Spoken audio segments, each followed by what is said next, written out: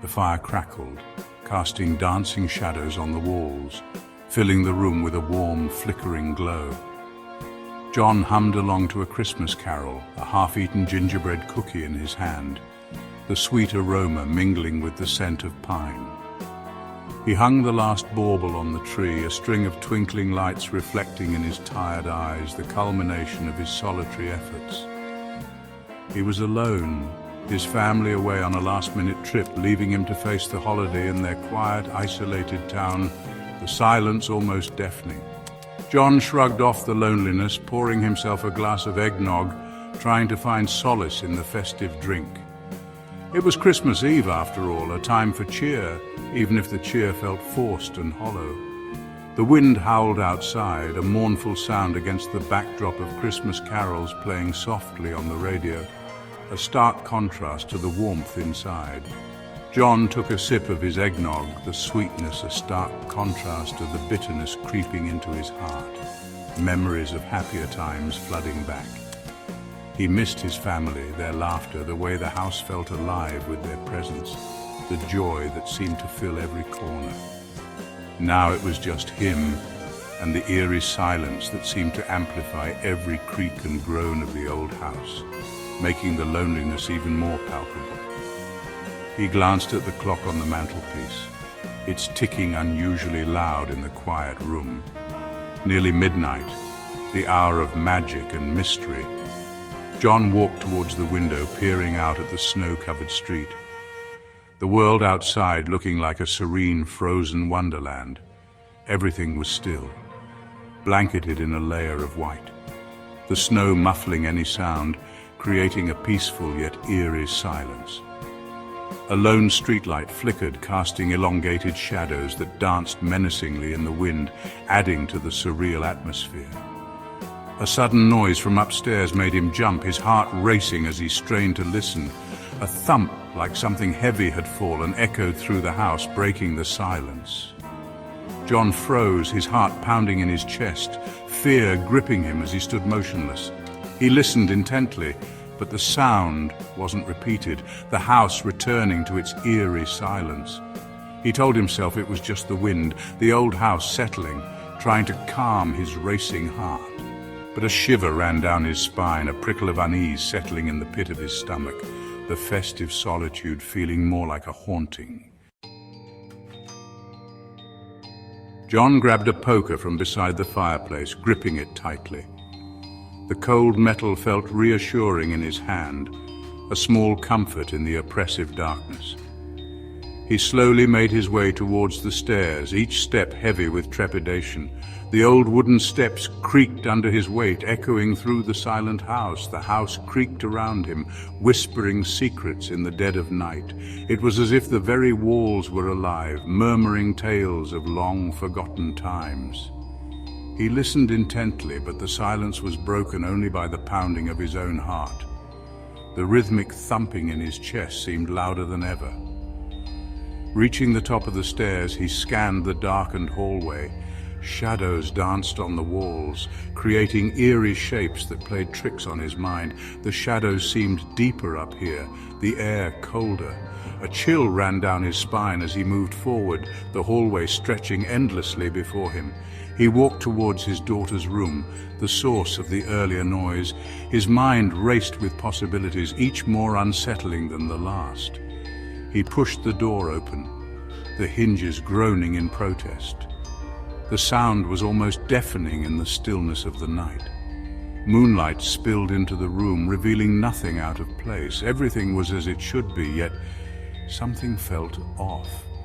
He checked under the bed, in the closet, even behind the door, but found nothing. Each hiding spot was empty, mocking his fear. The room was just as he'd left it. Toys neatly arranged on the shelves, a Christmas stocking hanging limply at the foot of the bed. It was a picture of innocence. He ran a hand over his face, feeling foolish. His imagination had clearly gotten the better of him. It was just his imagination playing tricks on him. He took a deep breath, trying to calm his racing thoughts. He was about to leave when he noticed something strange. A glint of light caught his eye, drawing his attention to the bedside table. A small, intricately carved wooden box lay open on his daughter's bedside table. He didn't recognize it. The box seemed out of place in the familiar room. John picked it up, turning it over in his hands. The craftsmanship was exquisite, each detail meticulously carved. It was cold to the touch, the wood smooth and dark. The chill from the box seeped into his skin, sending a shiver through him. He tried to open it further, but it seemed to be stuck. No matter how much he fumbled, the lid wouldn't budge. As he fumbled with the box, he heard a faint whisper. It was so soft, he almost thought he imagined it. It was low and raspy, barely audible above the wind whistling outside. The sound sent a chill down his spine. He stopped, holding his breath, straining to hear. The whisper seemed to be calling to him, beckoning him closer. There it was again, a whisper, this time closer, seeming to come from right behind him. The hairs on the back of his neck stood up. He spun around, his heart racing, but there was nothing there. The room was empty, yet the feeling of being watched lingered. John quickly put the box down, backing away from it as if it had burned him. His heart pounded in his chest, each beat echoing the fear that gripped him. He hurried out of the room, his fear growing with every creak of the floorboards. The shadows seemed to stretch and twist, playing tricks on his mind. He just wanted to be back downstairs in the relative safety of the living room. The dim light from the fireplace offered a small comfort, a beacon in the oppressive darkness. As he descended the stairs, he heard a knock at the front door. The sound was sharp and sudden, cutting through the silence like a knife. Relief washed over him. Someone else, a real person. He wasn't alone in this eerie house. He practically ran to the door, throwing it open with a desperate eagerness. The cold air rushed in, but he barely noticed.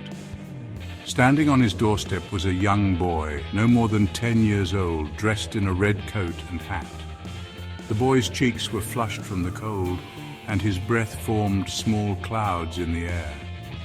He held a songbook in his gloved hands, a nervous smile on his face. The boy's eyes darted around as if he was expecting something or someone. Merry Christmas, sir. Would you care to hear a carol? His voice was polite, but carried an undertone of urgency. John hesitated, surprised to see a child out caroling alone at this hour, especially in such terrible weather. The snow was falling heavily, and the wind howled through the trees. But the boy's innocent face and the hopeful look in his eyes disarmed him. There was something almost ethereal about the child, a purity that was hard to resist. Sure, son, just one. John's voice was gentle, trying to mask his own unease. The boy launched into a surprisingly strong rendition of Silent Night, his voice clear and pure despite the cold. The melody floated through the air, momentarily dispelling the tension. But as he sang, his eyes darted nervously towards the house, his smile fading. It was as if he sensed something ominous lurking within. He finished the carol abruptly, his voice a mere whisper. The sudden change in his demeanor was unsettling. You shouldn't be here. Not tonight. They don't like it when you're here. The boy's words were filled with a sense of dread. Before John could ask what he meant, the boy turned and ran into the night, disappearing into the swirling snow as quickly as he'd come. The night seemed to swallow him whole. John stood there, his blood turning to ice. The boy's warning echoed in his ears, sending a chill down his spine that had nothing to do with the cold. He felt an overwhelming sense of foreboding. John slammed the door shut, the sound echoing through the house like a gunshot. He rushed back to the living room, his mind racing.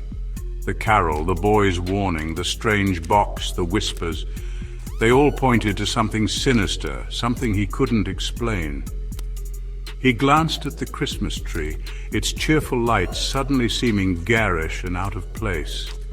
The once comforting decorations now felt oppressive, mocking his growing terror. He looked around the room, his eyes falling on the presents piled beneath the tree. He thought of his family, safe and sound at his in-laws, their laughter echoing in his memory. They should be here, he thought desperately. They should be here to face this with him. But he was alone. The realization hit him with the force of a physical blow. He spun around at the sound of another thump, this one louder than before. It came from upstairs again, but this time it was followed by a series of crashes, like furniture being overturned. Panic welled up inside him, threatening to consume him. He knew he had to get out, to run. But something held him rooted to the spot. He had to see, had to know what was happening in his house. He gripped the poker tighter, his knuckles turning white. He took a deep breath, steeling himself for whatever awaited him. As he slowly made his way back up the stairs, he noticed something he hadn't seen before. A trail of dark, viscous liquid snaked its way down the hallway, its metallic scent filling his nostrils. It was blood.